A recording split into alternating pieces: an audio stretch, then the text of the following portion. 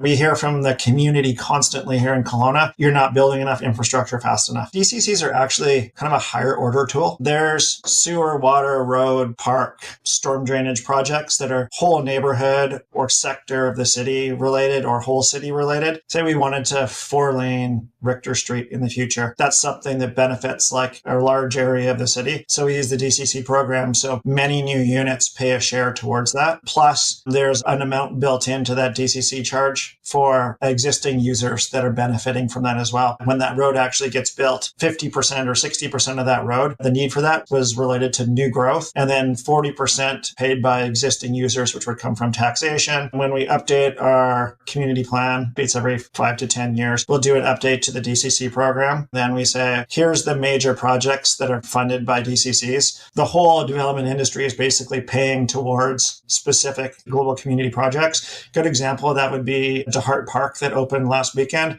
A portion of that was built using development cost charge park construction money. Yeah, I mean, I don't think anyone can really dispute that it's not being spent in good projects. I was just at the DeHart Park a couple days ago with the kids. It's amazing, So yeah. We're kind of shooting ourselves in the foot in terms of it's becoming a very expensive city, but it's because we're reinvesting in these amazing amenities. And that's just like a perfect example of it. We hear from the community constantly here in Kelowna, you're not building enough infrastructure fast enough. Yeah. And so then if we're not funding it properly, that makes it even truer than it is today. And then, I think where we get behind is times like COVID, where prices went through the roof. Things were so unpredictable that we were really unproductive in our infrastructure delivery programs for a few years while we were still building housing, but we couldn't predict, some of those costs were insane, or we just weren't sure whether or not we could complete a project. And we've ramped that up again this year, next year, the year after, and you see way more infrastructure built. And driving around right now, you can already see that in the community. Definitely. So hopefully we're made as whole as possible on that so that the community and the infrastructure side of things that people think less about doesn't suffer.